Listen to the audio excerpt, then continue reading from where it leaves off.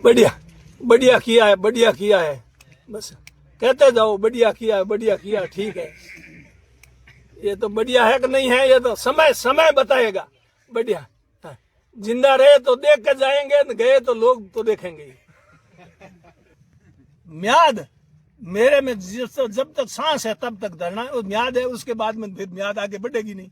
ईश्वर ने जब तक ये म्याद ईश्वर के हाथ में, मेरे हाथ में नहीं। कितनी म्याद है कितनी नहीं वो ईश्वर ही जाने। किसने कहा, किसने क्या नहीं कहा। हेमाराम तो अपनी सरकार के खिलाफ भी डट के लड़ा है, और इनकी बीजेपी सरकार के खिलाफ डट के लड़ने में मुझे कोई किसी प्रकार की हिचक नहीं है। मैं मजबूती के साथ इनके खिलाफ लड़ाई लड़ूंगा, जनता के साथ खड़ा रहूंगा। और ये कह रहे हैं सही हुआ तो ठीक है, अब इन्होंने तो सही सोच के किया ही है। अब क्या सोच के किया ये तो ये जाने, अचानक रात को फैसला करना, बैकडेट में फैसला करना है। मैं कह रहा हूँ राज्य सरकार को शक्तियां हैं तभी तो किया है। शक्तियां नहीं होती राज्य सरकार कर दे, कहां से कर लेती। राज्य सरकार के पास अगर ये शक्ति होती बाड़मेर और बालोतरा को पाकिस्तान भेजने की, तो पाकिस्तान का आदेश कर देते। लेकिन राजस्थान में कहीं भी रद्दोबदल कर सकती है, शक्ति है, मैं मानता हूँ। पर शक्तियों का उपयोग जनहित में करो, जनता के विरुद्ध मत करो, जनता के अहित हो ऐसे उपयोग मत करो। हाँ, नई बात 9 दिन, खांची तानी 13 दिन। पर ये भूल हो गई है इनकी, इन्होंने बहुत बड़ी भारी गलती हो गई है, चूक हो गई है। इनको इस बात का एहसास बाद में लगेगा, बाद में ये पछताएंगे। कोई भी गलत निर्णय होता है ना, तो उसका परिणाम जब सामने आता है ना, तब पता लगता। अभी इनको दिखता नहीं, अभी इनको आसमान बहुत नीचे दिखाई दे रहा है। 2 आदमी कह दे, 10 आदमी कह दे, 50 आदमी कह दे, उससे फैसला नहीं होता है। हाँ, यूं तो ज्यादा लोग क्या कहते, मैं भी रेवेन्यू मिनिस्टर रहा, अगर जनता की मांग होती ना तो उस समय मेरे को कहते लोग, हेमाराम जी आप राजस्व मंत्री बने हो, कम से कम हमारे इनको बालोतरा में तो कर दो, बालोतरा जिला तो बना दो। है उस टाइम बालोतरा जिले की जरूर मांग थी। मैं रेवेन्यू मिनिस्टर था नहीं, उस टाइम बालोतरा जिले की जरूर मांग थी।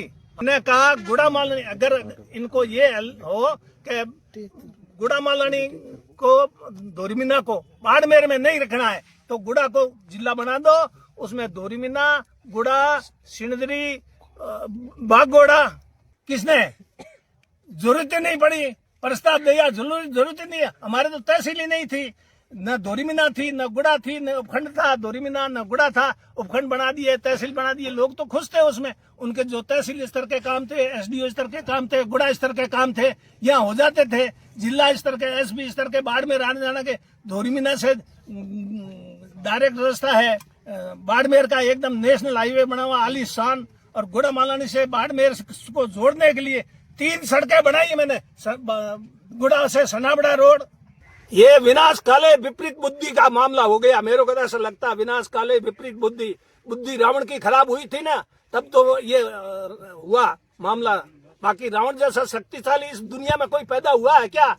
उसका अंत कैसे हुआ? कई फैसले किए ना, उसका मैंने हमारी सरकार को भी खूब चेताया, और नहीं माने तो उसका परिणाम भुगता हमने।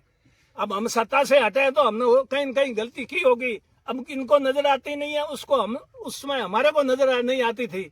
अगर मेरा कहना ये माने ना, जनता क्या चाहती है वो करना चाहिए। हाँ, हम शक्तिशाली है, पावर सेंटर, ये पावर सेंटर 3 साल का है, और 3 साल के बाद में पावर सेंटर जनता के पास आएगा। अभी जनता के पास आज की तारीख में कुछ नहीं है।